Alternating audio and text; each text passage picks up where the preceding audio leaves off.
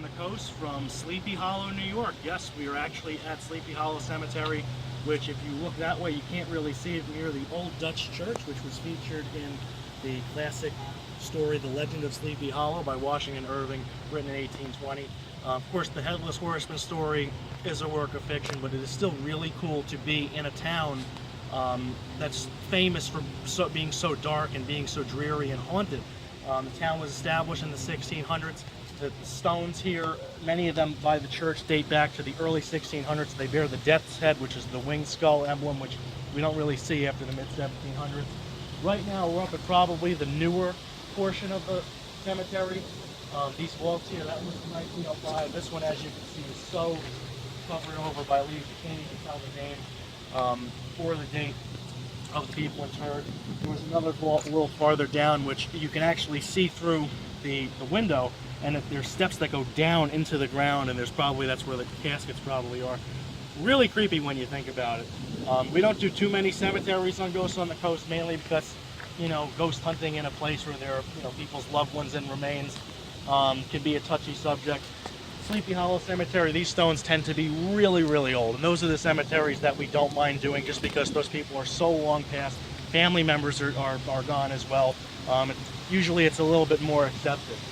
We're in the newer part of the cemetery right now, and you can always tell that when you're in an old cemetery, the oldest stones are the closest to the church, because that was the consecrated ground where you'd want to be buried when you were alive, actually a parishioner of the church. Up here, this just winds on. It seems to go on forever. We're going to try to get to that one up there. It's a vault so big that, or a mausoleum, I should say. So big we actually thought it was a house from a distance. So let's take a walk through.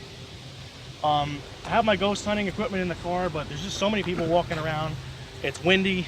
Looks like it could rain at any moment, so we're going to avoid an actual ghost hunt and just walk around, see if we can do something creepy. Or find something creepy, maybe. I don't know. So follow me and... Oh, wait. The name coffin. That may be a gravestone. Maybe these are ceremonial steps the family wanted. They're right there. No. This is the Coffin family. Catherine Butterfield coffin. We got a William coffin. Dorothy and Henry coffin. And if you hear those noises, there are acorns falling everywhere. I'll probably get hit with one by the time this episode's over. So let's take a look. Let's go that way. You can lead the way. I'm nothing to look at here. Let's see what we can find. First time ever here, that's why I'm not really going to do too much talking from here on out. I will say this is the perfect day to be here. Late October, overcast. The rain has stopped. Perfect day to be in Sleepy Hollow.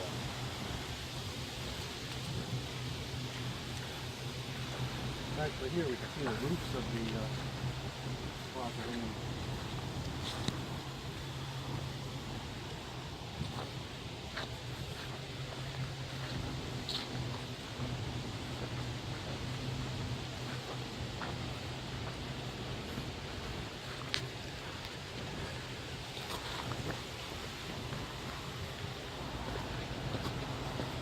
Kind of like Rose Hill Cemetery Mountain, which we filmed a couple seasons ago.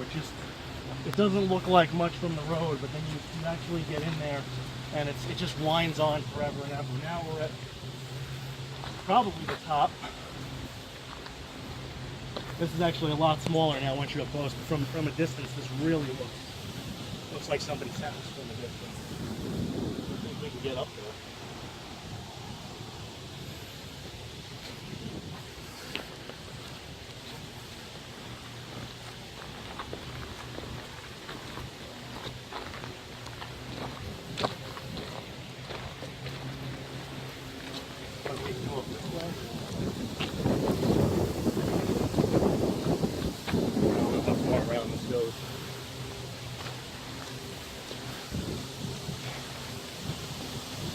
Isaac Jones and Mason Renshaw.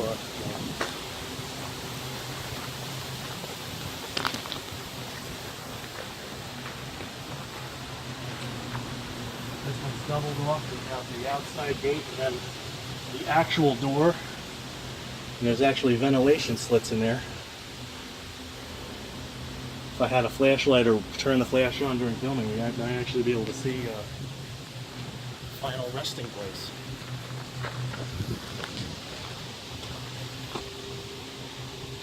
Out in the distance there where he's aimed, there's actually a small river which we will follow later in the day, and that takes you to Headless Horseman Bridge, which is the bridge that the Headless Horseman gets chased across by Ichabod Crane.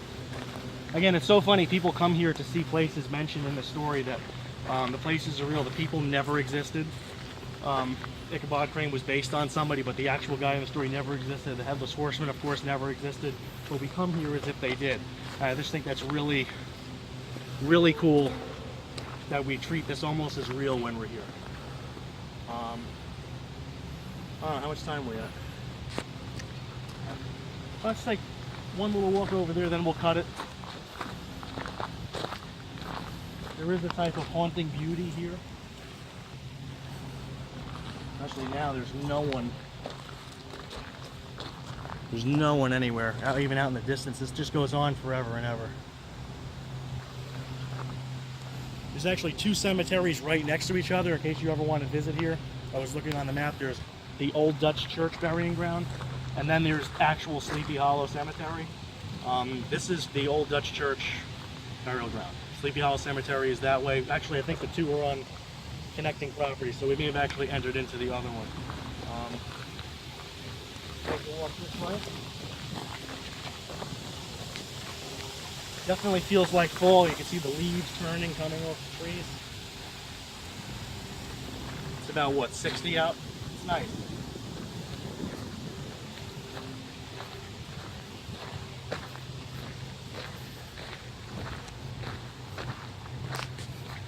Now this family plot is just enormous right here.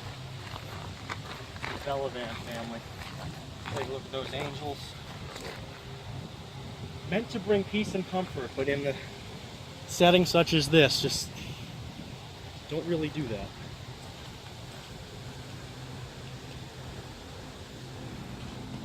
This is one of the heaviest gates I have ever seen. Wow.